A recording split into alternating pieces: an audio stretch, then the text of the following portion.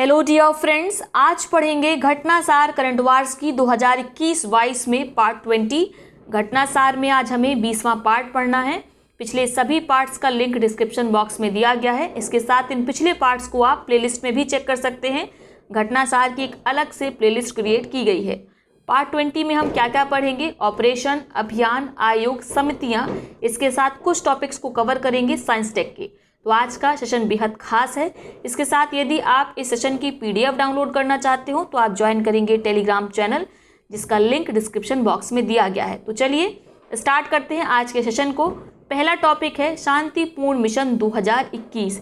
यह संयुक्त आतंकवाद विरोधी अभ्यास है जिसका आयोजन संघाई सहयोग संगठन के सदस्य देशों के बीच किया जाता है। इसमें भारतीय सैन्य दल के 200 कर्मियों ने हिस्सा लिया। महत्वपूर्ण है, इसको याद रखेंगे। इसका आयोजन रूस के द्वारा किया गया। कहाँ पर? दक्षिण पश्चिम रूस के ओरेनबर्ग क्षेत्र में। इस अभ्यास में China, Russia, Kazakhstan, Tajikistan, Kyrgyzstan, Pakistan, Bharat, Uzbekistan सहित 8 एससीओ सदस्य देशों के लगभग 4000 सैनिकों ने हिस्सा लिया। 2021 में संपन्न द्विवार्षिक बहुपक्षीय अभ्यास शांतिपूर्ण मिशन का यह 6वां संस्करण है। तो याद रखेंगे 2 वर्षों में इसका आयोजन किया जाता है और इस वर्ष का आयोजन किया गया रशिया के द्वारा। अगला अभ्यास है अभ्यास सूर्यग्रहण 15। महत्वपूर्ण है, याद रखेंगे। यह भारत और नेपाल संयुक्त सैन्य प्रशिक्षण अभ्यास है जिसका आयोजन 20 सितंबर से लेकर 3 अक्टूबर के बीच किया गया उत्तराखंड के पिथौरागढ़ में। याद रखेंगे 2021 का आयोजन अभ्यास सूर्यग्रहण का 15वां संस्करण है। ठीक है, 2020 में अभ्यास सूर्यग्रहण का आयोजन नहीं किया गया था कोविड-19 के कारण। 2019 में जो आयोजन किया गया था वो कहाँ पर किया गया था? नेपाल में। तो महत्वपूर्ण है अभ्यास सूर्यग्रहण किसके बीच आयोजन होता है? भारत और नेपाल के बीच। अगला है आपका अभ्यास जैपेट 2021। यह बहुराष्ट्रीय सैन्य अभ्यास है जिसका आयोजन रूस के निजनी में किया गया। यह अभ्यास रूसी सशस्त्र बलों के थिएटर स्थल के अभ्यासों में से एक है। यह मुख्यतः आतंकवादियों के विरुद्ध संचालन पर केंद्रित था। जैपेट अभ्यास में यूरेशियन और दक्षिण एशियाई क्षेत्रों के लगभग 1 दर्जन से अधिक देशों ने हिस्सा लिया। अगर एग्जैक्ट नंबर की बात करें तो 17 देशों ने हिस्सा लिया। Bharat, Mongolia, Armenia, Kazakhstan, Tajikistan, Kyrgyzstan, Serbia, रूस और बेलारूस जैसे पाकिस्तान, चाइना, वियतनाम आदि देश इसमें शामिल थे। ठीक है, क्लियर हो गया। अब बात करते हैं अभ्यास ऑसेनडेक्स 2020 के बारे में। तो इसके नाम से ही पता चलता है AUS ऑस यानी ऑस्ट्रेलिया, IND इंडिया, EX मतलब एक्सरसाइज। ठीक है, तो ये भारतीय नौसेना और ऑस्ट्रेलिया की जो रॉयल नौसेना है उसके बीच होने वाला द्विपक्षीय नौसैनिक अभ्यास है। नाम है ऑसेनडेक्स 2021। ठीक है, 2021 का आयोजन इसका 4था संस्करण है। आयोजन किया गया 6 सितंबर से लेके 10 सितंबर के बीच। भारत की ओर से INS शिवालिक और INS कदमत ने हिस्सा लिया। अगले अभ्यास की बात करें तो उसके पहले जान लें कि ऑसेनडेक्स का आयोजन कहाँ पर किया गया था। ऑसेनडेक्स का आयोजन किया गया था पश्चिमी प्रशांत महासागर के ग्वाम तट पर। यहाँ पर 1 सप्ताह पहले ही मालाबार युद्धाभ्यास का भी आयोजन किया गया था। ठीक है, 1 सप्ताह पहले, किसके? ऑसेनडेक्स के पहले। नेक्स्ट है आपका अल मोहित अल हिंदी अभ्यास। इसका आयोजन किया जाता है भारतीय नौसेना और सऊदी अरब की रॉयल सऊदी नौसेना के बीच। नाम क्या है? अल मोहित अल हिंद अभ्यास। महत्वपूर्ण है, इसको आपको याद रखना है। डायरेक्ट नाम पूछा जाता है। आयोजन कहाँ पर किया गया? सऊदी अरब के अल जुबैर तट पर। कहाँ पर? अल जुबैल तट पर आयोजन किया गया अल मोहित अल हिंदी अभ्यास का, जिसका आयोजन भारतीय नौसेना और सऊदी अरब की रॉयल नेवी के बीच किया जाता है। भारत की ओर से इसमें INS कोच्चि ने हिस्सा लिया। नेक्स्ट है आपका मालाबार अभ्यास। तो बेहद महत्वपूर्ण, इसकी हम लोग थोड़ा सा पीछे से बात करेंगे, इतिहास से बात करेंगे। तो इस अभ्यास की शुरुआत की गई थी 1992 में, 1992 में भारतीय नौसेना और अमेरिकी नौसेना के बीच होने वाला ये द्विपक्षीय संयुक्त नौसैनिक अभ्यास था। लेकिन 2015 में जापान ने कहा कि हमें इसमें शामिल कर लीजिए, तो 2015 में ही जापान इसमें शामिल हो गया। तो यानी 15 के बाद अभी तक जिसका आयोजन हो रहा था वो भारत और अमेरिका और जापान के बीच हो रहा था। लेकिन फिर 2020 में ऑस्ट्रेलिया ने कहा कि हमें भी शामिल कर लो, तो ऑस्ट्रेलिया भी इसमें शामिल हो गया। तो अब मालाबार अभ्यास में कुल 4 देश शामिल हैं, भारत, जापान, अमेरिका, ऑस्ट्रेलिया, वही देश जो क्वाड में शामिल है। क्लियर हो गया? तो चलिए, क्लियर हो गया तब बात करते हैं। इस वर्ष का जो आयोजन था वह मालाबार अभ्यास का 25वां संस्करण था। ठीक है, कहाँ पर आयोजन किया गया? फिलीपींस सागर में ठीक है, पश्चिमी प्रशांत क्षेत्र में इसका आयोजन किया गया। मेजबानी किस देश के द्वारा की गई? अमेरिकी नौसेना के द्वारा मेजबानी की गई। इस अभ्यास में अमेरिकी नौसेना के अलावा, जैसा मैंने आपको बताया, भारतीय नौसेना, जापान के समुद्री आत्मरक्षा बल और रॉयल ऑस्ट्रेलियाई नौसेना शामिल थी। भारत की ओर से INS शिवालिक, INS कदमत ने और P-8I गश्ती विमान ने हिस्सा लिया। तो केवल इतना याद रखेंगे, इसका इतिहास हम ऑलरेडी पढ़ चुके हैं। 1992 में इसे शुरू किया गया था। अमेरिका के और भारत के बीच इसका आयोजन होता था। 2015 में जापान ने ज्वाइन किया, 2020 में इसको ऑस्ट्रेलिया ने ज्वाइन किया। अगला हमारा अभ्यास है अभ्यास सिम्बेक्स 2021। इसका आयोजन किया जाता है भारत और सिंगापुर की नौसेना के बीच। आयोजन कहाँ पर किया गया? दक्षिण चीन सागर के दक्षिणी किनारे पर। यह द्विपक्षीय नौसैनिक अभ्यास है, ठीक है, जिसका आयोजन किनके बीच होता है? भारत और सिंगापुर की नौसेना के मध्य। तो केवल इतना ही याद रखेंगे, किस किस INS ने, इंडियन नेवल शिप ने हिस्सा लिया, ये बिल्कुल जानना आवश्यक नहीं है। कौन कौन से युद्धपोत शामिल थे, ये सब जानने की आपको आवश्यकता नहीं है। आगे बात करते हैं भारत और रूस के बीच संयुक्त सैन्य अभ्यास इंद्र 2021 व इंद्र नेवी 2021। तो याद रखना है, इंद्र का आयोजन किसके बीच होता है? इंद्र एक्सरसाइज का भारत और रशिया के बीच इसका आयोजन होता है। जो 2021 का आयोजन था, या इसका 12वां संस्करण था, 12वां वार्षिक सैन्य अभ्यास था। ये हर वर्ष होता है, ठीक है, और इसका आयोजन कहाँ पर किया गया? 2021 का रूस के वोल्गोग्राद में। केवल इतना याद रखेंगे, बस सफिशिएंट है। नेक्स्ट है आपका ऑपरेशन ब्लू फ्रीडम एक्सपीडिशन। महत्वपूर्ण है, दुनिया के सबसे ऊंचे युद्धस्थल सियाचिन में खून जमा देने वाली ठंड के बीच 8 दिव्यांगों के दल ने हाल ही में विश्व कीर्तिमान बनाया है। तो ये किन के बीच आयोजन किया गया? ऑपरेशन ब्लू फ्रीडम एक्सपीडिशन का 8 दिव्यांग थे, उनके एक दल ने इस ऑपरेशन को किया है, ऑपरेशन ब्लू फ्रीडम को, ठीक है। सेना के ऑपरेशन ब्लू फ्रीडम एक्सपीडिशन के तहत दृष्टिबाधित व पैर गंवा चुके इन साहसिक दिव्यांगों ने 5 दिन में 60 किलोमीटर की चढ़ाई पूरी की। सियाचिन ग्लेशियर की 15,632 फुट की ऊंचाई पर स्थित कुमार पोस्ट पर एक साथ सर्वाधिक संख्या में दिव्यांग पहुंचने का ये विश्व कीर्तिमान बन गया है। कहां पर पहुंचे हैं? कुमार पोस्ट पे, ये ध्यान रखेंगे। इसके साथ चाहें तो याद रख सकते हैं, भारत सरकार ने सियाचिन ग्लेशियर पर चढ़ने के लिए दिव्यांग लोगों की जो टीम थी, उसके नेतृत्व के लिए टीम क्लॉ को 3 अगस्त 2021 को मंजूरी प्रदान की थी, ठीक है। यह operation blue freedom triple world records अभियान का एक हिस्सा है। आगे बात करते हैं संयुक्त अभ्यास कोंकण 2021 के बारे में। भारतीय नौसेना और ब्रिटेन की रॉयल नेवी के बीच होने वाला यह द्विपक्षीय वार्षिक अभ्यास है। प्रत्येक वर्ष इसका आयोजन होता है। 12 से 16 अगस्त के बीच इसका आयोजन किया गया। कहाँ पर? इंग्लैंड के दक्षिणी तट पर पोर्ट्समाउथ बंदरगाह पर। कहाँ पर? इंग्लैंड के पोर्ट्समाउथ बंदरगाह पर। और भारत के INS तवर ने इसमें हिस्सा लिया। नेक्स्ट है आपका आर्मेक्स 2021। आर्मेक्स 21 या आर्मेक्स 2021। रक्षा मंत्री राजनाथ सिंह ने भारतीय सेना के स्कीइंग ऑपरेशन आर्मेक्स 2021 का समापन किया। स्कीइंग आप समझते हैं ना, बर्फ में जो स्केटिंग होती है, ठीक है, उसको बोलते हैं स्कीइंग। हिमालय पर्वत श्रृंखलाओं में यह अभियान 10 मार्च से लेकर 6 मार्च के बीच आयोजित किया गया। अभियान आर्मेक्स 21 लद्दाख के कारकोरम दर्रे में शुरू हुआ था। और कहाँ पर ये समाप्त हुआ? ये समाप्त हुआ उत्तराखंड के मलारी में। तो याद रखेंगे, आर्मेक्स 21 क्या है? ये स्कीइंग का एक अभियान है जिसका समापन रक्षा मंत्री राजनाथ सिंह के द्वारा किया गया। इसका जो प्रारंभ था, इसे कहाँ से शुरू किया गया था? इसे शुरू किया गया था लद्दाख के कारकोरम दर्रे से, और इसे समाप्त किया गया उत्तराखंड के मलारी में। इस अभियान के तहत 119 दिनों में 1660 किलोमीटर की दूरी तय की गई। नेक्स्ट है आपका ऑपरेशन देवी शक्ति, बेहद महत्वपूर्ण। तालिबान द्वारा अफगानिस्तान पर कब्जा करने के बाद काबुल से भारतीय नागरिकों, अफगान सहयोगियों को सुरक्षित वापस निकालने के लिए इस अभियान को चलाया गया था, जिसका नाम था ऑपरेशन देवी शक्ति। 40 भारतीयों को विमान से दिल्ली लाकर लोगों को सुरक्षित जटिल मिशन की शुरुआत की गई थी। इसकी शुरुआत की गई थी 16 अगस्त 2021 को, ठीक है। और पहले बार जब वहाँ से लोग आए तो कुल मिलाकर 40 भारतीय आए थे। बाद में और भी लोग आए, 8000 से अधिक लोगों को अफगानिस्तान से बाहर निकाला गया।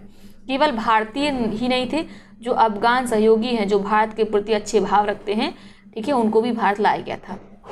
भारत कजाकिस्तान संयुक्त प्रशिक्षण अभ्यास काजिद 21 महत्वपूर्ण है। इसका 5वें संस्करण का आयोजन हाल ही में किया गया। किस किस के बीच होता है इसका आयोजन? इसका आयोजन होता है भारत और कजाकिस्तान के बीच। ठीक है, नाम यहाँ पे दे रखा है भारत कजाकिस्तान संयुक्त प्रशिक्षण अभ्यास 2021। याद रखेंगे 5वां संस्करण है और भारत और कजाकिस्तान इसके हिस्सेदार हैं। 30 अगस्त से लेकर 11 सितंबर तक इसका आयोजन किया गया। कहाँ पर किया गया? कजाकिस्तान के आयसा बीबी स्थित प्रशिक्षण सेंटर में। तो आयसा बीबी में इसका आयोजन किया गया काजिन 21 का। नेक्स्ट है आपका भारत यूरोपीय संघ नौसेना का पहला युद्धाभ्यास। एक बात, ये सारी एक्सरसाइज में से कोई ना कोई एक्सरसाइज आपको परीक्षा में देखने को मिलेगी, हो सकता है जोड़े मिलाने को पूछे जाए, तो थोड़ा सा ध्यान से देखिएगा। ठीक है, तो अब बात करते हैं भारत और यूरोपीय संघ नौसेना का पहला युद्धाभ्यास। भारतीय नौसेना और यूरोपीय संघ नौसेना बल, जिसे शॉर्ट में EU नेव 4 बोलते हैं, यानी यूरोपियन यूनियन नेवी फोर्स, इसका पहला युद्धाभ्यास कहाँ पर किया गया? अडन की खाड़ी में किया गया। कब से कब तक? 18-19 जून के बीच में। तो बस इतना ही आपको याद रखना है, भारतीय नौसेना और यूरोपीय संघ की नौसेना के बीच पहला युद्धाभ्यास अडन की खाड़ी में वर्ष 2021 में किया गया। नेक्स्ट है आपका वरुण 2021। इसका आयोजन किया जाता है भारतीय और फ्रांसीसी नौसेना के बीच। 2021 का आयोजन इसका 19वां संस्करण है।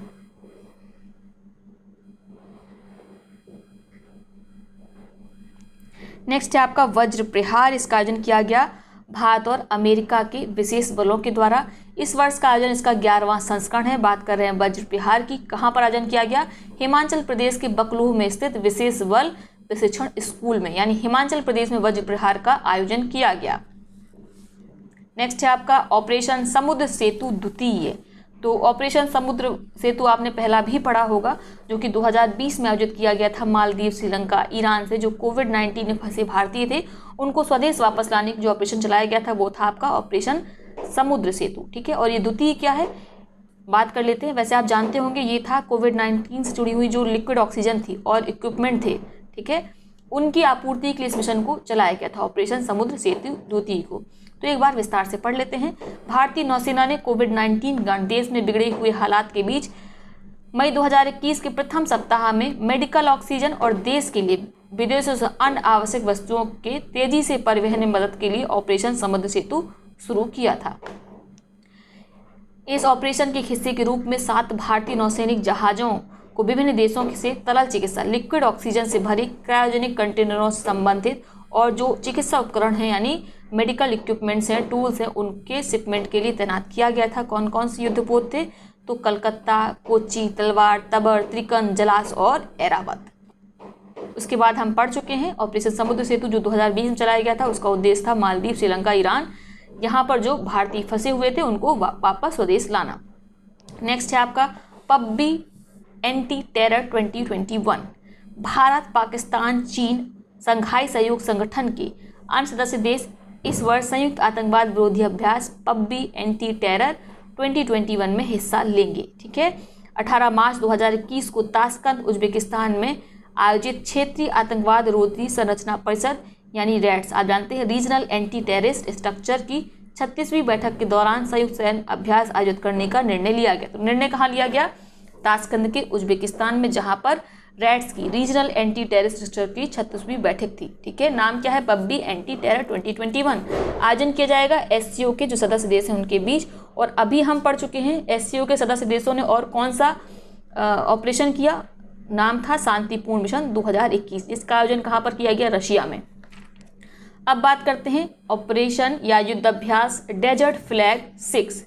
यह संयुक्त अरब अमीरात की वायुसेना की मेजबानी में आयोजित होने वाला वार्षिक बहुराष्ट्रीय सैन्य अभ्यास है। याद रखेंगे ये क्या है? बहुराष्ट्रीय सैन्य अभ्यास है, नाम है युद्धाभ्यास डेजर्ट फ्लैग। कौन मेजबान देश है? संयुक्त अरब अमीरात इसका मेजबान देश है। UAE के अल द्राफा वायुसैनिक हवाई अड्डे पर 3 से 27 मार्च के बीच इसका आयोजन किया गया और इसमें भारत ने भी हिस्सा लिया है।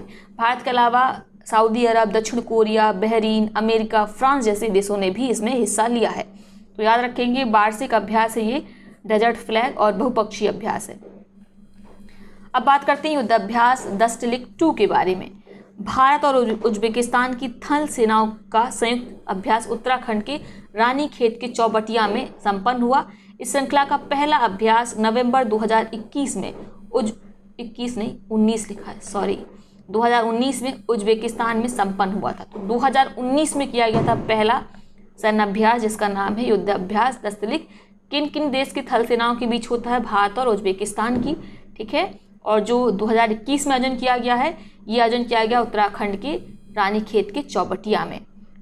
इसका उद्देश्य है आतंकवाद के विरुद्ध संघर्ष के लिए आपसी सैन्य सहयोग को बढ़ावा देना। Operation freedom of navigation. अमेरिकी नौसेना ने अप्रैल 2021 में लक्षद्वीप के निकट हिंद महासागर क्षेत्र में फ्रीडम ऑफ नेविगेशन ऑपरेशन का आयोजन किया। इस ऑपरेशन में अमेरिकी युद्धपोत guided missile destroyer USS John Paul Jones ने भारत की अनुमति के बिना विशेष आर्थिक क्षेत्र, ठीक है, एक्सक्लूसिव इकोनॉमिक जोन में प्रवेश किया। तो सिंपल से याद रखेंगे, ऑपरेशन फ्रीडम ऑफ नेविगेशन, इसका आयोजन किया गया अमेरिकी नौसेना के द्वारा और ये भारत के विशेष आर्थिक क्षेत्र में इसने प्रवेश किया, भारत से परमिशन नहीं ली। लेकिन जो अनक्लॉज है, ठीक है, जो लॉ है सी का, वो क्या कहता है? वो कहता है कि विशेष आर्थिक क्षेत्र में अगर आपको उपयोग करना है तो आपको परमिशन लेने की आवश्यकता नहीं होती है। लेकिन भारतीय कानून कहते हैं कि कम से कम एक बार आपको सूचित करना चाहिए था, ठीक है, और ये वाकई बात है, अमेरिका को सूचित करना चाहिए था। अमेरिका ने कहा कि फ्रीडम ऑफ नेविगेशन ऑपरेशन जो है वो अंतर्राष्ट्रीय कानून के अनुसार समुद्र में अधिकार, आज़ादी और कानूनी रूप से तैयार प्रयोग पर जोर देता है। तो ये अमेरिका का था कि हमने सारे अंतर्राष्ट्रीय कानूनों को माना, हमने किसी भी कानून को भंग नहीं किया है। हालांकि जो भारत के लोकल कानून है उसके हिसाब से ये गैर कानूनी है। तो याद रखेंगे, ऑपरेशन फ्रीडम ऑफ नेविगेशन, इसका आयोजन अमेरिकी नौसेना के द्वारा अकेले किया गया। कहाँ पर? हिंद महासागर में, ठीक है, लक्षद्वीप के निकट हिंद महासागर में, जहाँ पर भारत का विशेष आर्थिक क्षेत्र आता है। नेक्स्ट है आपका ऑपरेशन खंजर। भारत और किर्गिस्तान के विशेष बलों के बीच आतंकवाद विरोधी गतिविधियों पर केंद्रित सैन्य अभ्यास खंजर का आयोजन किर्गिस्तान की राजधानी बिश्केक में किया गया।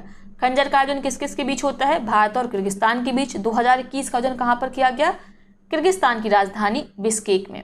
और 2021 का जो आयोजन है यह इसका 8वां संस्करण है। नेक्स्ट है आपका बहुपक्षीय समुद्री अभ्यास ला पेरोस। ये भी खूब पढ़ा होगा। भारतीय नौसेना ने फ्रांस की नौसेना, रॉयल ऑस्ट्रेलियाई navy, Japan maritime self defence force, United states navy के जहाज़ों तथा विमानों के साथ 5 से 7 अप्रैल पूर्वी हिंद महासागर में समुद्री अभ्यास लॉ पेरोस का आयोजन किया। तो आयोजन किया गया फ्रांस की नौसेना के द्वारा, ठीक है। इसमें ऑस्ट्रेलिया की नौसेना शामिल थी, जापान की शामिल थी और साथ में अमेरिका की नौसेना इसमें शामिल थी, ठीक है। भारत की नौसेना भी इसमें शामिल थी। याद रखेंगे, नाम क्या है? अभ्यास लॉ पेरोस। किसकी मेजबानी में किया गया? फ्रांस की मेजबानी में इसका आयोजन किया गया। नेक्स्ट है आपका शांतिर एग्रो सेना 2021। तो ये हमारे पड़ोसी देश के द्वारा आयोजित किया गया, बांग्लादेश के द्वारा बहुराष्ट्रीय सैन्य अभ्यास है ये। इसका उद्घाटन किया गया। इसकी थीम क्या है? इसकी थीम है robust peace keeping operation. Robust peace keeping operation आयोजन, जैसा मैंने बताया, बांग्लादेश के द्वारा किया गया। क्षेत्र में कैसे शांति बहाली की जाए, ठीक है, कैसे शांति बहाली की जो कार्य प्रणाली है उसे मजबूत किया जाए, यही इसका उद्देश्य था।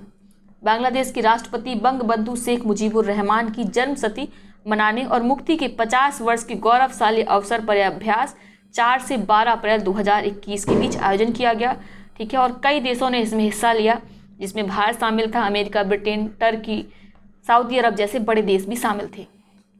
अब बात करते हैं कॉर्पेट 2021 के बारे में। भारतीय नौसेना और रॉयल थाई नौसेना के बीच इसका आयोजन किया जाता है, यानी भारत और थाईलैंड की नौसेना इसमें शामिल होती हैं कॉर्पेट 2021 में। इसको शॉर्ट में बोलते हैं इंडो थाई कॉर्पेट। तो मेरी सलाह है आप इसको कॉर्पेट मत याद करिए, बल्कि याद करिए इंडो थाई कॉर्पेट। तो याद रहेगा इंडिया और थाईलैंड, और अभ्यास कौन सा होता है इनके बीच? कॉर्पेट होता है। आयोजन किया गया इसका 9 से 11 जून के बीच। इस वर्ष का आयोजन इसका 31वां संस्करण था। नेक्स्ट है आपका ऑपरेशन पेंजिया 14, बेहद महत्वपूर्ण। ऑपरेशन पेंजिया 14 बेहद महत्वपूर्ण है। हाल ही में इंटरपोल के द्वारा इसका आयोजन किया गया। इसके तहत एजेंसी ने वेबसाइटों, ऑनलाइन मार्केट प्लेस सहित 1.10 लाख से अधिक वेब लिंक को हटा दिया। किसको हटाया गया? वेब लिंक को हटा दिया गया है, जो दवाओं और चिकित्सा उत्पादों की अवैध बिक्री में शामिल थे। सिंपल सा, जो नकली दवाइयों का कारोबार करते थे उनके जो लिंक्स थे, वेब लिंक्स थे, ठीक है, वेबसाइट्स थी, उनको इंटरपोल के द्वारा हटा दिया गया और इस ऑपरेशन को नाम दिया गया ऑपरेशन पेंजिया 14। इस ऑपरेशन में भारत ने भी हिस्सा लिया। भारत के अलावा 92 देशों ने भी इसमें हिस्सा लिया, तो लगभग 92 देशों ने इसमें हिस्सा लिया है भारत के साथ ही। नेक्स्ट है हमारा पासेक्स अभ्यास 2021। इसका आयोजन प्रत्येक वर्ष होता है भारत और इंडोनेशिया के बीच। अरब सागर में इसका 2021 में आयोजन किया गया, याद रहेगा। तो केवल इतना ही याद रखेंगे, पासेक्स में आयोजन कहाँ पर किया गया, अरब सागर में। ऑपरेशन सर्द हवा, तो इसका आयोजन प्रत्येक वर्ष होता है, ठीक है। जो बीएसएफ है, भारतीय सीमा सुरक्षा बल है, वह राजस्थान का जो पश्चिमी अंतर्राष्ट्रीय सीमा क्षेत्र है जहाँ से पाकिस्तानी घुसपैठ करते हैं घना कोहरा देकर, तो घने कोहरे के कारण घुसपैठ की घटनाएं ना हो, उनकी जांच होती रहे, इसीलिए ऑपरेशन सर्द हवा चलाया जाता है, ठीक है। कड़कड़ाती ठंडी में 22 जनवरी में इसका आयोजन किया गया। कौन करता है, सीमा सुरक्षा बल। कहाँ करता है, राजस्थान की पश्चिमी अंतर्राष्ट्रीय सीमा पर। नेक्स्ट है आपका सैन्य अभ्यास डेजर्ट नाइट 2021। जोधपुर राजस्थान में भारतीय वायुसेना और फ्रांसीसी वायुसेना अंतरिक्ष बल के बीच द्विपक्षीय वायु अभ्यास डेजर्ट नाइट 21 का आयोजन किया गया। किस किस के बीच, भारतीय वायुसेना, फ्रांसीसी वायु और अंतरिक्ष बल के बीच ये अभ्यास किया गया। कहाँ पर, राजस्थान के जोधपुर में। भारत की ओर से राफेल, मिराज 2000, सुखोई 30 MKI सहित अन्य विमानों ने हिस्सा लिया, ठीक है। नेक्स्ट है आपका सैन्य अभ्यास कवच, और ये सेकंड लास्ट है। भारत की एकमात्र संयुक्त सेना कमान अंडमान निकोबार कमान ने जनवरी 2021 में अंडमान सागर ने बंगाल की खाड़ी पर बड़े पैमाने पर संयुक्त सैन्य अभ्यास कवच का आयोजन किया। इस अभ्यास में भारतीय सेना, भारतीय नौसेना, भारतीय वायुसेना और भारतीय तटरक्षक बल शामिल था। कौन कौन शामिल था, हमारी नेवी शामिल थी, ठीक है, हमारी एयरफोर्स शामिल थी और हमारी मिलिट्री शामिल थी। इसके साथ जो कोस्ट गार्ड फोर्स है, ठीक है, उसने भी हिस्सा लिया। आयोजन किसने किया था, आयोजन करता था हमारा एकमात्र जो संयुक्त सेना कमान है अंडमान निकोबार कमान के द्वारा। आयोजन कहाँ पर किया गया, याद रखेंगे, इसका आयोजन किया गया है बंगाल की खाड़ी में और अंडमान सागर में। नेक्स्ट है आपका सी विजिल 21। भारतीय नौसेना के द्वारा द्विवार्षिक तटीय रक्षा अभ्यास सी विजिल कूट के नाम से इसका आयोजन किया गया, जो हमारी 7516 किलोमीटर लंबी भारतीय तटरेखा है, विशेष आर्थिक क्षेत्र है, इसमें इसका आयोजन किया गया। 13 तटीय राज्यों के शासित प्रदेशों के साथ साथ मछली और तटीय समुदाय सहित अन्य समुद्री हितधारकों ने हिस्सा लिया। सी विजिल 21 में शांति से लेकर संघर्ष तक सभी समुद्री सुरक्षा चुनौतियों का अभ्यास किया गया। तो 13 तटीय राज्य और केंद्र शासित प्रदेशों में ने इसमें हिस्सा लिया है। सी विजिल में भारतीय नौसेना के द्वारा इसका आयोजन किया गया था। और आप जानते हैं कितने, ये तो टोटल आपको दे रखा है 13 तटीय राज्य और केंद्र शासित राज्य, केवल राज्य की संख्या कितनी है, 9 है। ये परीक्षा में पूछा गया, इसलिए रुक के बता दिया। अब बात करते हैं योजना और परियोजना के बारे में। तो थोड़ा सा आज का सेशन लंबा होगा, तो धैर्य बना के देखेंगे, ठीक है। योजना परियोजना के बाद हमें आयोग और समितियां भी देखना है। तो चलिए बात करते हैं पीएम पोषण योजना 2021 की, ठीक है, 2021 में शुरू हुई है।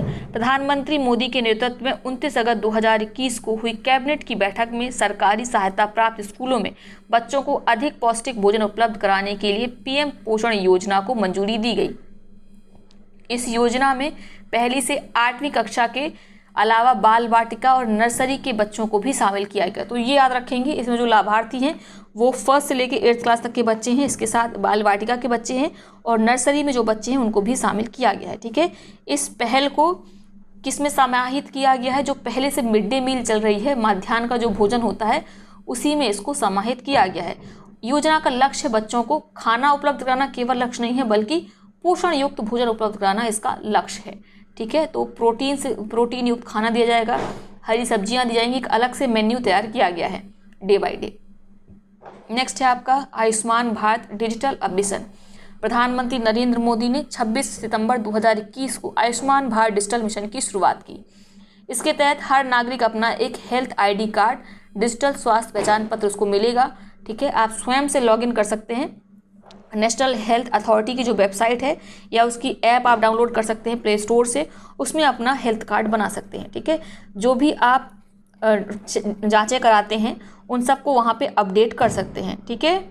अपनी एक हेल्थ ID आप क्रिएट कर सकते हैं। आपका मोबाइल नंबर वगैरह चाहिए होगा, आपको OTP आएगी और आपकी एक हेल्थ कार्ड आपका तैयार हो जाएगा।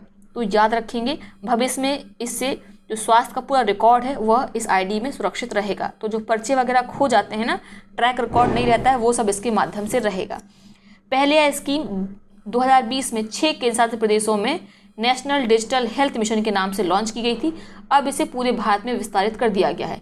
प्रत्येक व्यक्ति को इस योजना के अंतर्गत 14 अंकों का स्वास्थ्य खाता नंबर और हेल्थ कार्ड मिलेगा। ठीक है, इसमें पुराना विवरण खुद अपलोड करना होगा, नए रिकॉर्ड बाद में अपने आप अपलोड होते रहेंगे। तो ये मोटी मोटी सी बात है, जैसा मैंने बताया आप इसे स्वयं बना सकते हैं। नेक्स्ट बात करते हैं शून्य अभियान की, बेहद महत्वपूर्ण, इसको आप इंपॉर्टेंट टिक कर लीजिए। पहले तो नीति आयोग ने अमेरिका स्थित रॉकी माउंटेन इंस्टीट्यूट और RMI इंडिया के सहयोग से 15 सितंबर 2021 को शून्य अभियान की शुरुआत की है। तो शून्य अभियान किसके द्वारा शुरू किया गया है? इसकी शुरुआत की गई नीति आयोग के द्वारा और रॉकी माउंटेन इंस्टीट्यूट के द्वारा, जो कि इंडिया में स्थित है, उसके द्वारा। ठीक है, इसके अंतर्गत क्या किया जाएगा? इलेक्ट्रिक व्हीकल को, EV व्हीकल को अपनाने के लिए बढ़ावा दिया जाएगा ताकि पोल्यूशन के स्तर को कुछ कम लाया जा सके। समझ गए आप? ठीक है, किससे संबंधित है शून्य अभियान? एमिशन को शून्य करना है हमें, जो जहरीली गैसें हमारे वाहन निकालते हैं उनको शून्य करना है, इसलिए इसका नाम शून्य रखा गया है, जबकि इसके अंदर बढ़ावा दिया जाएगा इलेक्ट्रिक व्हीकल को। नेक्स्ट है आपका, एक मिनट, प्रोजेक्ट उड़ान। भारतीय प्रौद्योगिकी संस्थान यानी IIT बॉम्बे ने शिक्षा में भाषा की बाधा है उसे दूर करने के लिए एक नया ऐप लॉन्च किया है जिसका नाम है प्रोजेक्ट उड़ान। ठीक है, इसको किस दिन लॉन्च किया गया? 14 सितंबर के दिन, जिस दिन हिंदी दिवस का आयोजन किया जाता है। इसके अंतर्गत क्या होगा? आप किसी भी भाषा में अनुवाद कर सकते हैं, तो ये पढ़ाई में मदद करेगा। तो याद रखेंगे, एक भाषा से दूसरी भाषा में ट्रांसलेशन के लिए प्रोजेक्ट उड़ान को डेवलप किया गया, विकसित किया गया, इसको लॉन्च किया गया। किसके द्वारा? IIT बॉम्बे के द्वारा। तो नाम बहुत अलग है, लगता नहीं है कि ट्रांसलेशन से संबंधित है, इसीलिए थोड़ा सा दिमाग में स्थायी करके रखेंगे। IIT बॉम्बे ने इसे लॉन्च किया है, ट्रांसलेशन से ये संबंधित है ताकि शिक्षा में जो भाषा की बाधा होती है उसे दूर किया जा सके। नेक्स्ट है आपका परियोजना आई रास्ते, प्रोजेक्ट आई रास्ते। केंद्रीय सड़क परिवहन मंत्री नितिन गडकरी ने 11 सितंबर 2021 को आर्टिफिशियल इंटेलिजेंस संचालित आई रास्ते का शुभारंभ किया है। आई रास्ते का फुल फॉर्म दे सकते हैं intelligent solution for road safety through technology and engineering. परियोजना का उद्देश्य सड़क दुर्घटनाओं को कम करने में मदद करना है। इन घटनाओं के लिए जिम्मेदार कारकों को समझना, उन्हें कम करने के लिए समाधान निकालना है। फुल फॉर्म जरूर याद रखेंगे, intelligent solution for road safety through technology and engineering. इस परियोजना को शहर में दुर्घटनाओं को 50% तक कम करने के उद्देश्य से शुरू किया गया है। इसे पायलट आधार पर कहाँ शुरू किया गया? महाराष्ट्र के नागपुर से। किसने शुरू किया है? केंद्रीय सड़क परिवहन मंत्री नितिन गडकरी जी ने। वर्तमान सरकार में सबसे कर्मठ अगर कोई केंद्रीय मंत्री हैं तो वो यही है। इनका काम दिखता भी है और ये ऊल जलूल जो बातें होती हैं वो कभी नहीं करते हैं। ठीक है, इनके आपने वक्तव्य देखे होंगे, बड़े सधे हुए होते हैं, बहुत ही बढ़िया व्यक्ति हैं ये। वर्तमान सरकार में तो मेरे फेवरेट हैं ये। नेक्स्ट है माई पैड माई राइट योजना। 28 अगस्त 2021 को केंद्रीय वित्त मंत्री निर्मला सीतारमण ने त्रिपुरा के गोमती जिले के किल्ला गांव में नाबार्ड और नैप फाउंडेशन द्वारा शुरू की गई माई पैड माई राइट नामक परियोजना का शुभारंभ किया है। तो शुभारंभ कहाँ पे किया गया है? त्रिपुरा में। किसके द्वारा? वित्त मंत्री के द्वारा। नाम क्या है? निर्मला सीतारमण। कहाँ पे शुरू किया गया है? त्रिपुरा के किल्ला गांव में। ठीक है, किसने शुरू किया है? नाबार्ड और नैप फाउंडेशन ने। ये जरूर याद रखना है, नाबार्ड और नैप फाउंडेशन मिलकर चला रहे हैं माई पैड माई राइट परियोजना। इसका शुभारंभ किया गया है वित्त मंत्री निर्मला सीतारमण के द्वारा। नेक्स्ट है आपका खादी ग्राम उद्योग बोल्ड परियोजना। तो ये परीक्षा में आया था, जो पेट का भी एग्जाम हुआ था PET का, उसमें ये परियोजना पूछी गई थी। तो चलिए स्टार्ट करते हैं। क्या इसमें दिया गया है? खादी और ग्राम उद्योग आयोग KVIC तथा सीमा सुरक्षा बल ने मरुस्थलीकरण को कम करने, राजस्थान में जनजातियों की आय और बांस आधारित अर्थव्यवस्था को बढ़ावा देने के लिए 4 जुलाई 2021 को एक अनोखी परियोजना शुरू की जिसका नाम है बोल्ड। बोल्ड का फुल फॉर्म है bamboo oases on land drought. ठीक है, यानी आप जानते हैं जो राजस्थान के जो मरुस्थल वाले इलाके हैं वहाँ पर अन्य पौधों को आप नहीं लगा सकते, लेकिन बांस को आप लगा सकते हैं, ठीक है। और बांस की जो ग्रोथ होती है वो दिन दूना रात चौगुना बढ़ता है, तो इसीलिए वहाँ पर क्या किया जाएगा, मरुस्थलीकरण को कम करेगा, साथ में लोगों को इसमें आजीविका चलाने में मदद करेगा। इससे वो टोकरी बना सकते हैं, बांस को सीधा भी बांस बिक जाता है और अन्य सजावटी सामान इससे बना सकते हैं। तो आजीविका में वृद्धि होगी लोगों की, साथ में मरुस्थलीकरण को भी कम करने में मदद मिलेगी। चला कौन कौन रहा है, खादी और ग्रामोद्योग आयोग, इसके साथ सीमा सुरक्षा बल।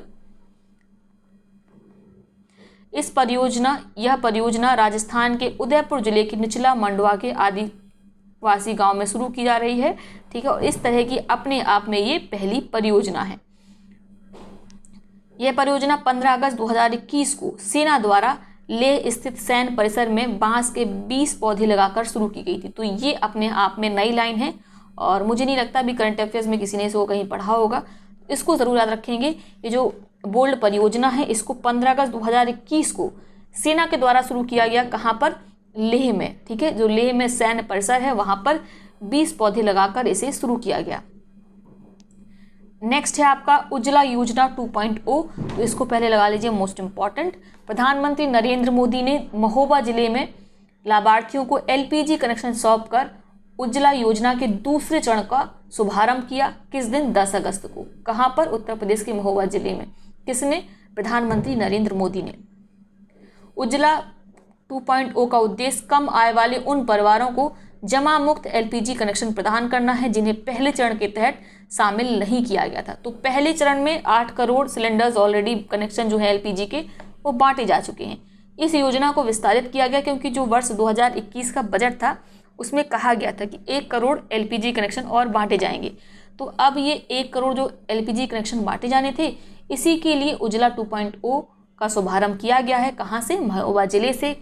किस डेट को, 10 अगस्त को। याद हो गया होगा, इतनी बार बोल दिया है तो याद करने का प्रयास किया करिए, इसीलिए बार बार बोला जाता है ताकि आपको यहीं पर याद हो जाए। अब बात करेंगे निपुण भारत योजना के बारे में। 5 जुलाई 2021 को शिक्षा मंत्रालय द्वारा बेहतर समझ, संख्या के ज्ञान के साथ पढ़ाई में प्रवीणता के लिए राष्ट्रीय पहल निपुण भारत का शुभारंभ किया गया। निपुण का फुल फॉर्म क्या है, एग्जाम में आ सकता है। National initiative for proficiency in reading with understanding and numeracy, ठीक है। अंडरस्टैंडिंग एंड न्यूमरेसी याद रखेंगे, निपुण है। इसको किसने शुरू किया है, शिक्षा मंत्रालय ने।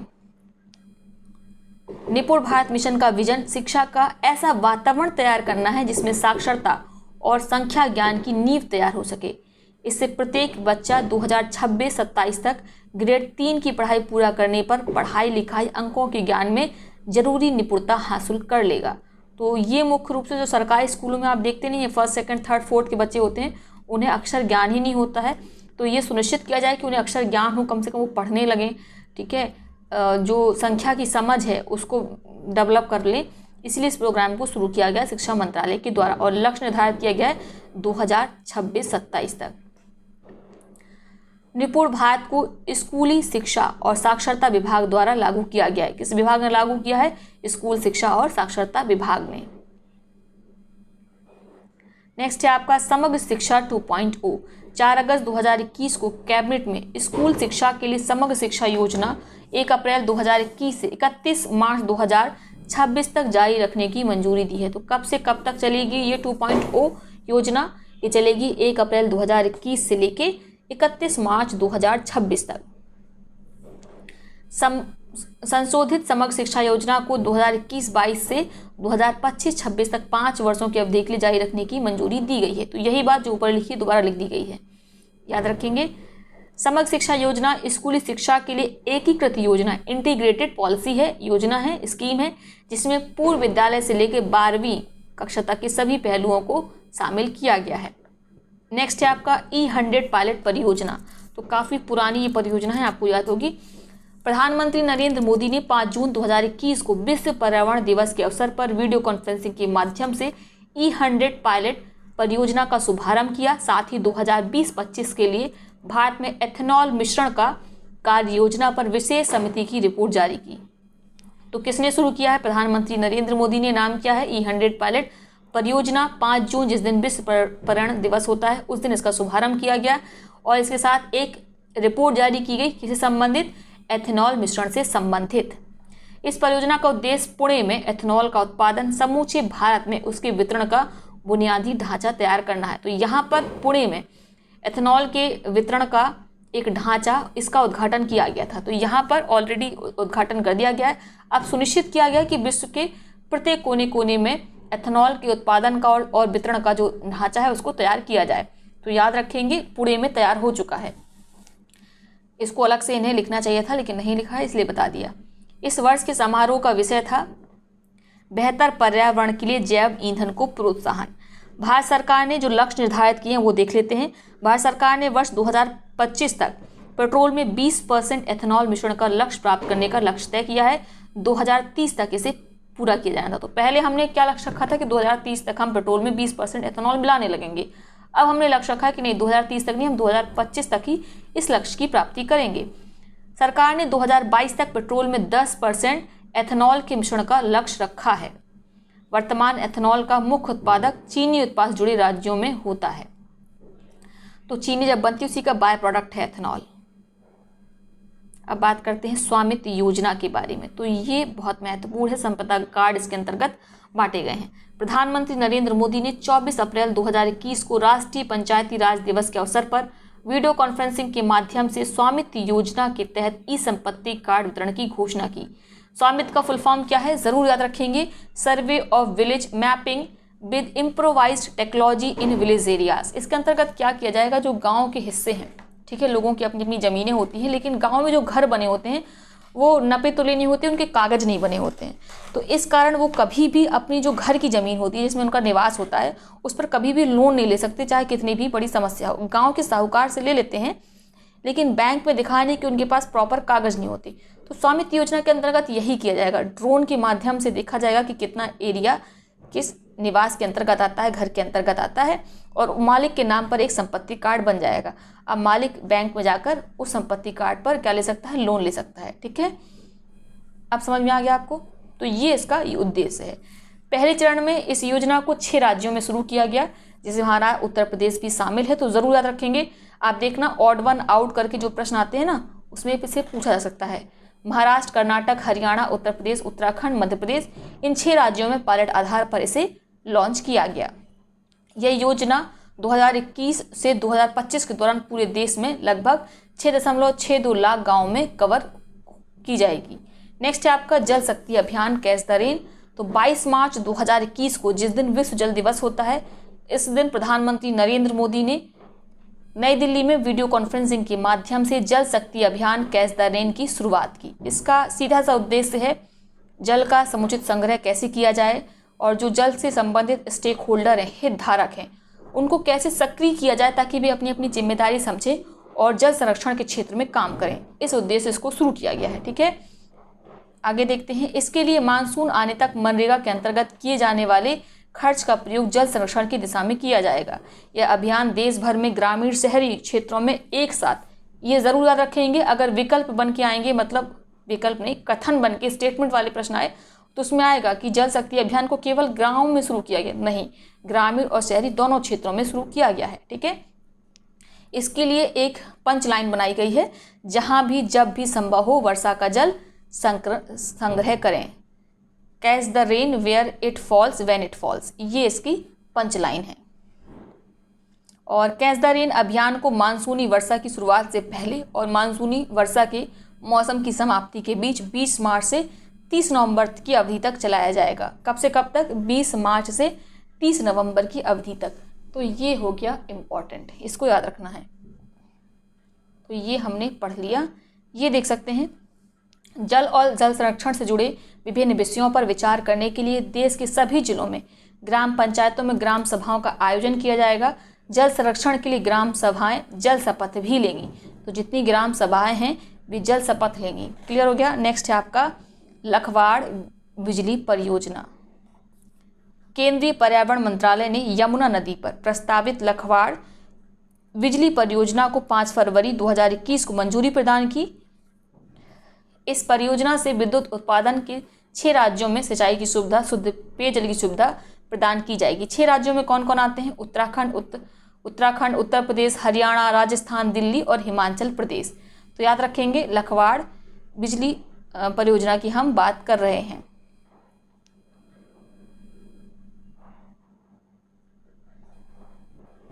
परियोजना के तहत उत्तराखंड के देहरादून के लोहारी गांव के समीप यमुना नदी पर 204 मीटर ऊंचा कंक्रीट बांध निर्मित होगा। अब अगला नया टॉपिक पढ़ेंगे, ये हैं आयोग और समितियां। तो ध्यान से पढ़ेंगे, सब महत्वपूर्ण नहीं है, जो महत्वपूर्ण है बस उनको देखेंगे, ठीक है। एनसीसी की व्यापक समीक्षा के लिए 15 सदस्यों की एक समिति बनाई गई है। इसकी अध्यक्षता कौन करेंगे? वैजयंत पांडा।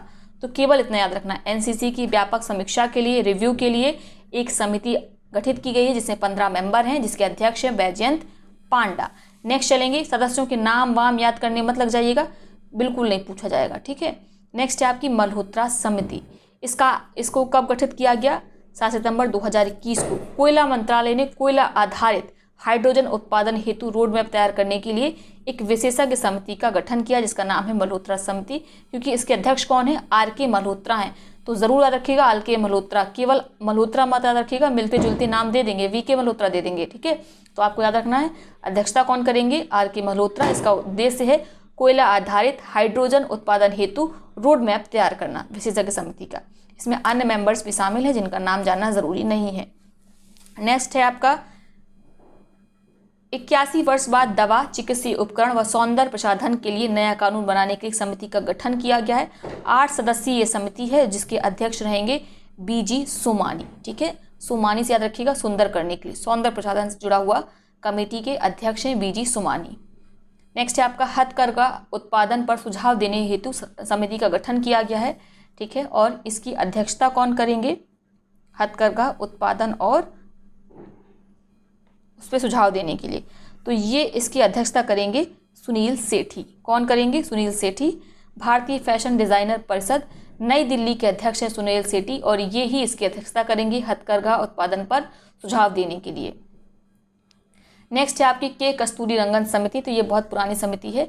इसका आयोजन कब किया गया था? 2021 में इसने अपनी रिपोर्ट दी। 12 सदस्यीय समिति थी। इसका उद्देश्य क्या था? केंद्रीय शिक्षा मंत्रालय ने स्कूल प्रारंभिक चयन, शिक्षक और वयस्क शिक्षा के लिए पाठ्यक्रम विकसित करने के लिए इस 12 सदस्यीय समिति का गठन किया, किसके नेतृत्व में? के कस्तूरी रंगन के नेतृत्व में। तो याद रखेंगे, ऑलरेडी वैसे याद होगा। नेक्स्ट है आपका दूसरे नियामक समीक्षा प्राधिकरण 2.0 के लिए सलाहकार समूह का गठन।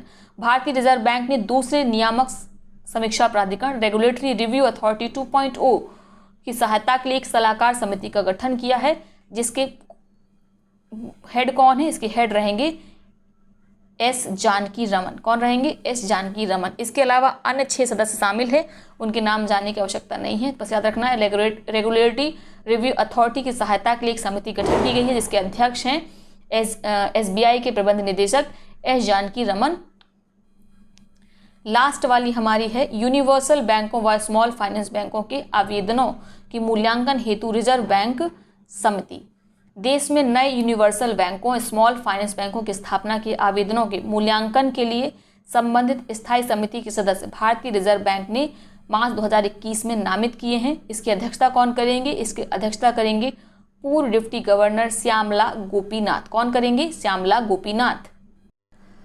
अब पढ़ लेते हैं प्रदर्शनी, सम्मेलन, मेले और त्योहार। वीडियो वैसे लंबा हो रहा है ना, फिर भी पढ़ लेते हैं। डिफेंस एक्सपो 2020 10 मार्च से 13 मार्च 2022 तक डिफेंस एक्सपो 2022 का आयोजन गुजरात के गांधीनगर में किया जाएगा, ठीक है, याद रखेंगे।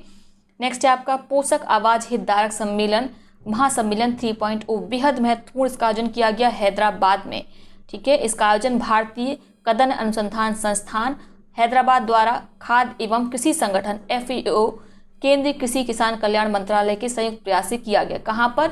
हैदराबाद में। नाम क्या है? पोषक आवाज हित धारक महासम्मेलन 3.0।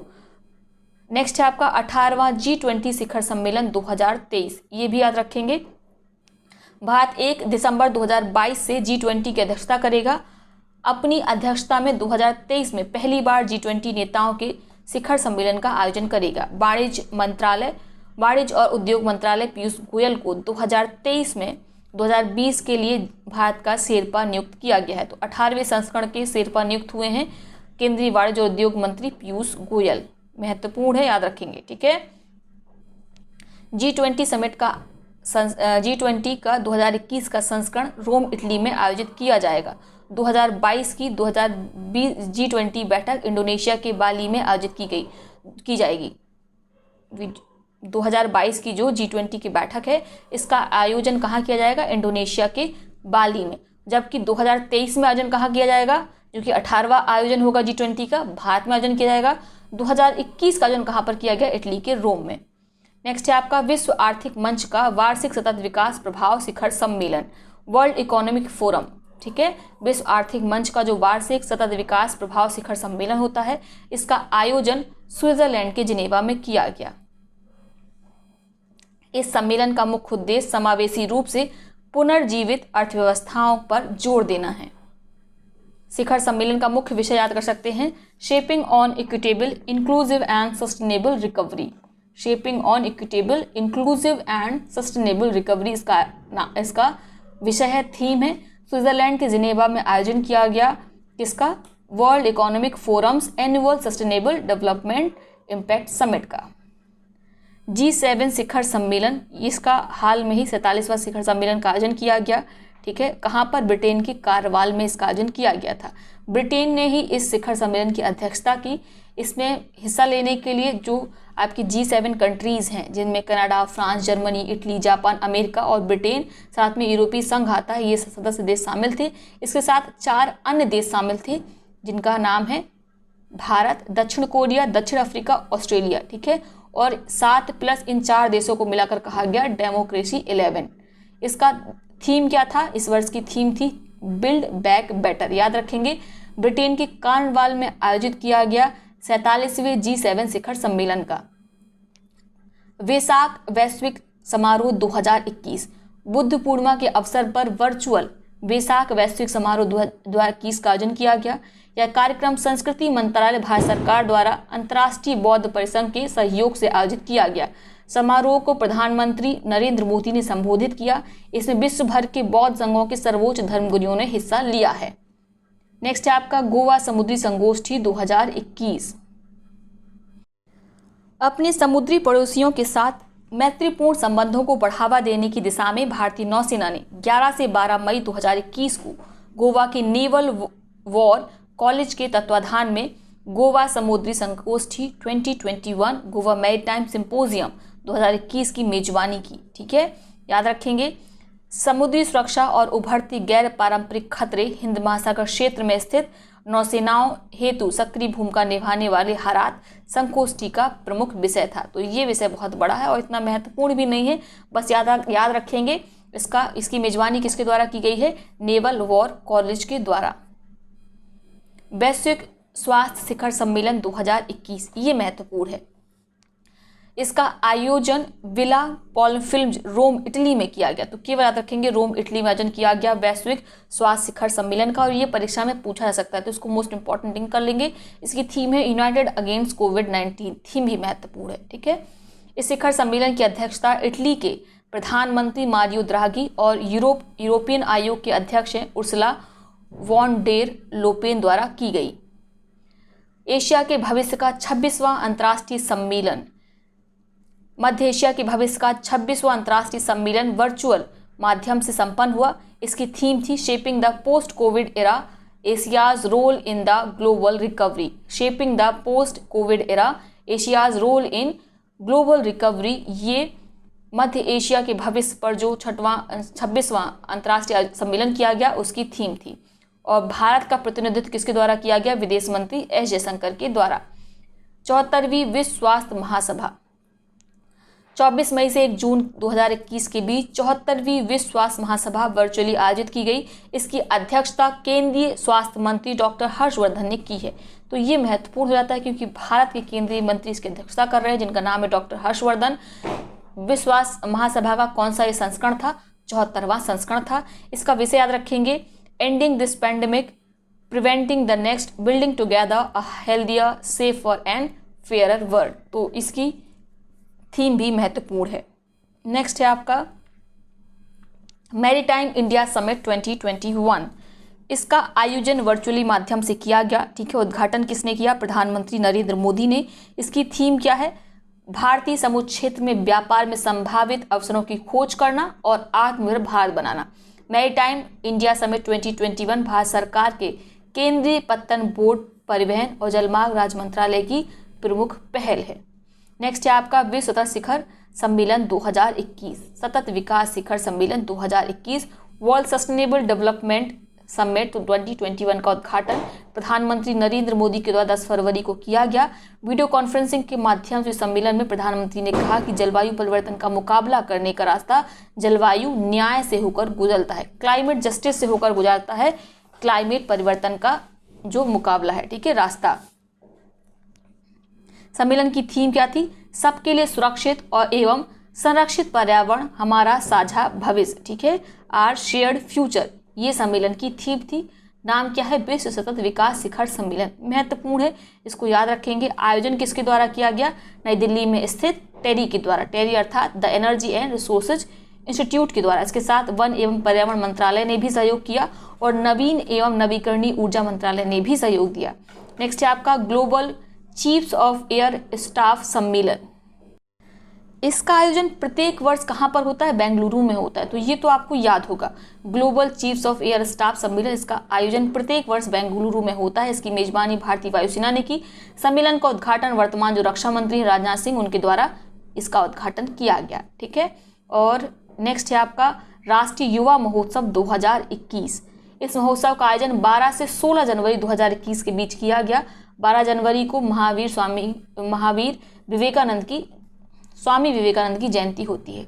सॉरी, थोड़ा सा वीडियो लंबा हो गया ना, तो वो शब्द जो है वो गड़बड़ होने लगते हैं। 12 जनवरी को स्वामी विवेकानंद की जयंती होती है, जिसे राष्ट्रीय युवा दिवस के रूप में मनाया जाता है। महोत्सव का केंद्रीय विषय क्या है? युवा उत्साह नए भारत का। युवा उत्साह नए भारत का इसका केंद्रीय विषय है। 24वां राष्ट्रीय युवा महोत्सव वर्चुअल माध्यम में आयोजित किया गया। यह महोत्सव युवा मामलों, खेल मंत्रालय, भारत सरकार द्वारा किसी एक राज्य सरकार के सहयोग से आयोजित किया गया है। महत्वपूर्ण है, याद रखेंगे। नेक्स्ट है international commission on large dam संगोष्ठी। केंद्रीय जल शक्ति मंत्री गजेंद्र सिंह शेखावत ने नई दिल्ली में 4 से 27 फरवरी 2021 तक चलने वाली international commission on large dam संगोष्ठी का उद्घाटन किया। इसका विषय है बांधों और नदी घाटियों का सतत विकास। इसमें देश विदेश के 300 से अधिक प्रतिनिधियों ने हिस्सा लिया। 16वां प्रवासी भारतीय दिवस सम्मेलन 2021। 9 जनवरी 2021 को 16वें प्रवासी भारतीय दिवस का आयोजन वर्चुअल माध्यम से किया गया। इसका विषय था आत्मनिर्भर भारत में योगदान। किनका? प्रवासियों का। 16वें प्रवासी भारतीय सम्मेलन के जो मुख्य अतिथि थे, चीफ गेस्ट थे, ये थे सूरीनाम के राष्ट्रपति, नाम है चंद्रिका प्रसाद संतोखी। किस देश के राष्ट्रपति हैं? सूरीनाम के। राष्ट्रीय माप पद्धति सम्मेलन 2021। प्रधानमंत्री नरेंद्र मोदी ने 4 जनवरी 2021 को वीडियो कॉन्फ्रेंसिंग के माध्यम से राष्ट्रीय माप पद्धति सम्मेलन 2021 का उद्घाटन किया और भाषण दिया, ठीक है। इसकी थीम क्या है? नोट करेंगे। राष्ट्र के समावेशी विकास के लिए माप पद्धति, metrology for inclusive growth of nation. इस अवसर पर प्रधानमंत्री ने नेशनल एटॉमिक टाइम स्केल और भारतीय निर्देशक द्रव्य राष्ट्र को समर्पित किया। राष्ट्रीय पर्यावरण संबंधी मानक प्रयोगशाला की आधारशिला रखी। नेशनल एनवायरमेंटल स्टैंडर्ड लेबोरेटरी की भी आधारशिला रखी है। तो ये महत्वपूर्ण, एक बार चेक कर लेंगे। ये जो राष्ट्रीय पर्यावरण संबंधी मानक प्रयोगशाला है, इसकी आधारशिला कहाँ पर रखी गई है, एक बार गूगल कर लेंगे, ठीक है। और अगर गूगल कर लें तो कमेंट बॉक्स में ज़रूर लिख दीजिएगा, आपके कमेंट को हम पिन कर देंगे। नेक्स्ट है इंटरनेशनल अखंड कॉन्फ्रेंस एडुकेन 2020 का आयोजन। केंद्रीय शिक्षा मंत्री रमेश पोखरियाल निशंक ने 7 जनवरी 2021 को वीडियो कॉन्फ्रेंसिंग के माध्यम से वर्चुअल इंटरनेशनल अखंड सम्मेलन एडुकेन 2020 का उद्घाटन किया। तो एडुकोन का उद्घाटन किसने किया है? केंद्रीय शिक्षा मंत्री रमेश पोखरियाल निशंक ने 7 जनवरी को, ठीक है। इसकी थीम क्या है? Envisioning education for transforming youth to restore global peace. तो अब ना बड़ी बड़ी थीम्स भी परीक्षा में पूछी जाने लगी हैं, तो कोशिश करिएगा कि याद रहें, ठीक है। ज़रूरी नहीं कि आपको वर्ड टू वर्ड याद रहे, कनेक्ट करके आप उसको याद करने का प्रयास करेंगे। तो ये हमने पढ़ लिया। आज वीडियो हो गया है लंबा और इतना काफ़ी है, इससे ज़्यादा आप देख भी नहीं पाएंगे। आगे वाले सेशन में हम साइंस टेक कर लेंगे, ये प्रौद्योगिकी कर लेंगे। उसके बाद अगला टॉपिक हमारा क्या है, अंतरिक्ष प्रौद्योगिकी है, और फिर रक्षा प्रतिरक्षा है। तो यानी डिफेंस और साइंस टेक से जुड़े हुए टॉपिक सब बचे हैं। उसके बाद सीधे नवीनतम पुस्तक पढ़ना है, तो ये वाला सेशन हम एक साथ कंप्लीट कर लेंगे। उसके बाद हम लोग पढ़ेंगे नवीनतम पुरस्कार, ठीक है, उनको कवर करेंगे और जल्दी ही अब इस किताब को ख़त्म करना है। तो ऑलमोस्ट अब 3 वीडियो आएंगे। आज का वीडियो 20वां है, तो 23 वीडियो में हमारी घटनासार कंप्लीट हो जाएगी। शुरुआत के कुछ वीडियो छोटे छोटे थे, इसलिए ज़्यादा लंबा हो गया, और पिछली बार के कंपैरिजन में ये बुक इस बार बड़ी भी है। आपने साइज़ देखा होगा, ठीक है, पेज की संख्या लगभग उतनी है, लेकिन पेज का जो साइज़ है वो बढ़ गया है। खैर, आई होप आपको समझ में आया होगा। बीच बीच में जो शब्द की थोड़ा सा गड़बड़ हो जाती है, बोलने में उच्चारण गड़बड़ हो जाता है, उसको आप ध्यान दिया करिए जो लिखा हुआ है उस पर, ठीक है। चलिए अगले सेशन में मिलते हैं, तब तक आप अपना ध्यान रहिए, खुश रहिए, मस्त रहिए, स्वस्थ रहिए, पढ़ते रहिए और रिवीजन करते रहिए।